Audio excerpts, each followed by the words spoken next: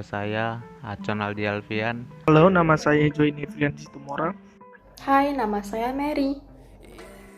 Perkenalkan, nama saya Calvin. Saya Jessica, jadi kita dari kelompok 5 akan membawakan tentang bipolar dan related disorder.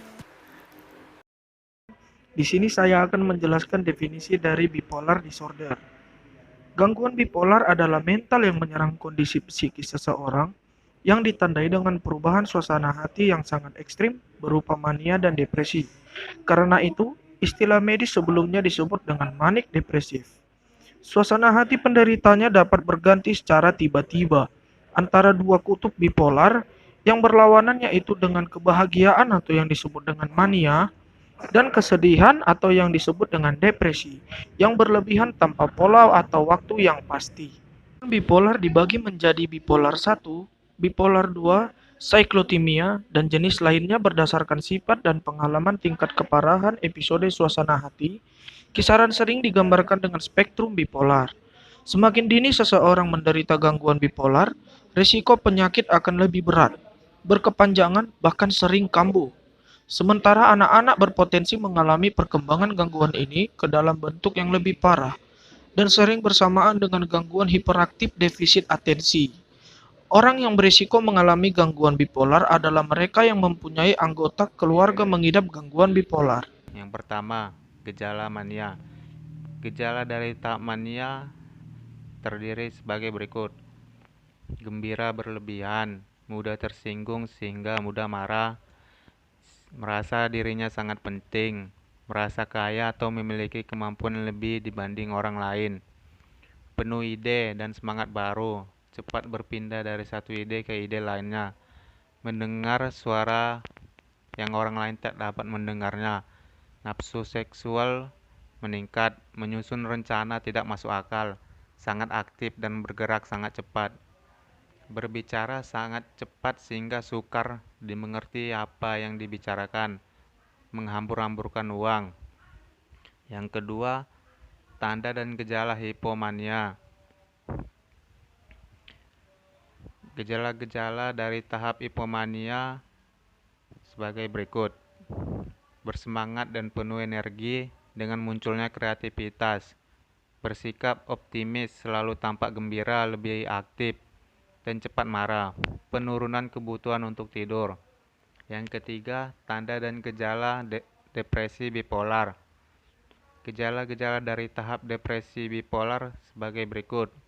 Suasana hati yang murung dan perasaan sedih yang berkepanjangan. Sering menangis atau ingin menangis tanpa alasan yang jelas.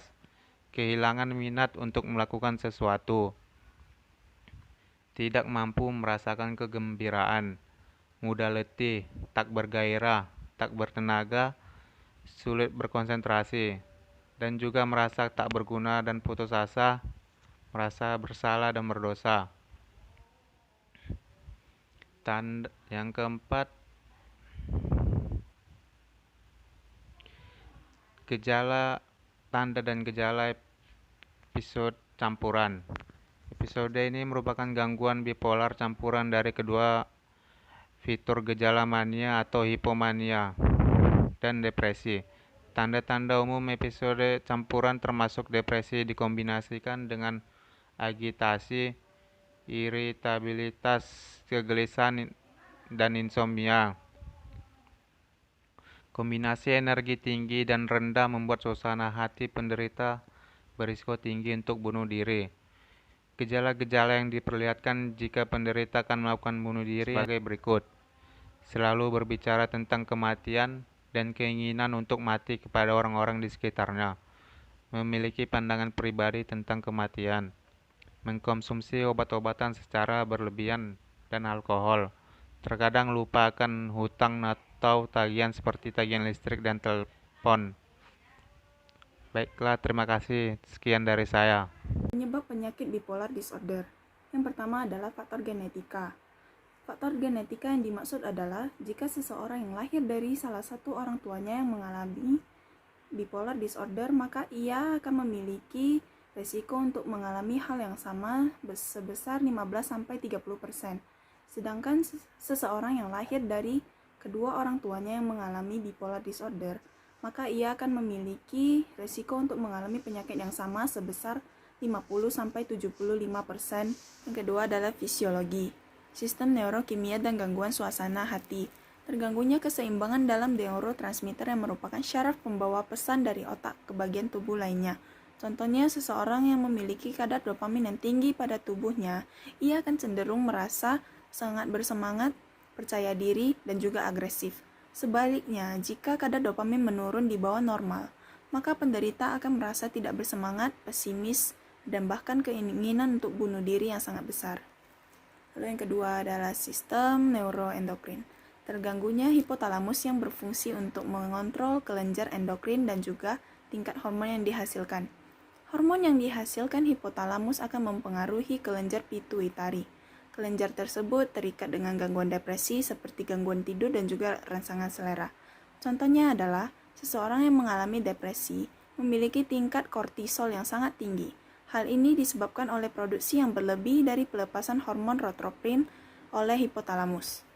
Faktor yang ketiga adalah faktor lingkungan. Beberapa faktor lingkungan yang dimaksud adalah seperti stres. Stres merupakan peristiwa kehidupan yang dapat memicu gangguan bipolar dengan kerentanan genetik. Peristiwa ini cenderung melibatkan perubahan yang sangat drastis dalam hal baik maupun hal buruk. Contohnya adalah seperti seseorang yang akan menikah, ia akan mengalami stres. Lalu yang kedua adalah penyalahgunaan zat tertentu yang akan memperburuk keadaan penyakit. Obat yang dimaksud adalah seperti kokain, ekstasi, amfetamin, alkohol, dan juga zat penenang. Lalu perubahan musiman. Episode mania depresi dapat dipengaruhi oleh pola musim. Contohnya adalah episode mania sering terjadi selama musim panas, sedangkan episode depresif akan cenderung sering terjadi pada musim dingin, gugur, dan juga musim semi. Lalu yang terakhir adalah kurangnya istirahat. Beberapa jenis bipolar disorder. Gangguan bipolar 1. Setidaknya terdapat satu kejadian kegembiraan yang berlebihan atau manik. Lalu gangguan bipolar 2. Tidak ada kejadian kegembiraan yang berlebihan, tetapi setidaknya ada satu kejadian hipomania dan setidaknya ada satu kejadian sedih yang berlebihan. Yang ketiga, siklotamia. Seperti halnya gangguan bipolar 2, tetapi depresi tidak dapat dikategorikan sebagai kesedihan yang berlebihan. Selanjutnya, saya akan membahas tentang penanganan gangguan bipolar disorder. Dapatkan pengetahuan tentang cara mengatasi gangguan dan hal-hal yang berkaitan dengan gangguan bipolar. Semakin baik yang kita ketahui, semakin baik untuk membantu pemulihan diri sendiri. Selanjutnya, kita harus jauhkan stres dengan cara menjaga situasi keseimbangan antara pekerjaan dan juga hidup sehat. Mencoba relaksasi seperti meditasi, yoga, berdoa, menyembah, dan memuji Tuhan. Lalu kita juga bisa mencoba bergabung dengan kelompok pendukung atau berbicara dengan teman-teman kita yang dapat kita percaya. Buatlah pilihan yang sehat. Pola tidur, makan, dan berolahraga dapat membantu menstabilkan suasana hati. Menjaga jadwal tidur juga sangat penting. Pemantauan suasana hati secara mandiri dengan melacak gejala dan tanda-tanda ayunan suasana hati Anda. Menggunakan terapi buku harian positif memuat aset positif. Dalam buku harian juga terdapat aspek memaafkan dan rasa syukur. Buku harian juga dapat mempengaruhi emosi, pikiran, dan tindakan menjadi lebih terkontrol dengan baik dan ke arah yang positif. Di sini saya ingin membahas tentang hubungan gangguan bipolar dengan gangguan lain mengenai bipolar disorder sesuai dengan DSM-5.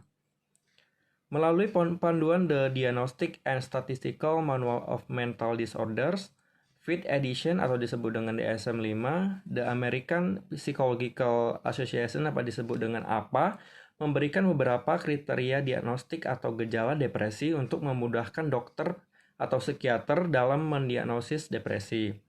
Sesuai dengan panduan DSM-5, seseorang mengalami depresi jika orang tersebut setidaknya mengalami 5 gejala depresi dan kondisi tersebut berlangsung lebih selama dari 2 periode dalam minggu yang sama.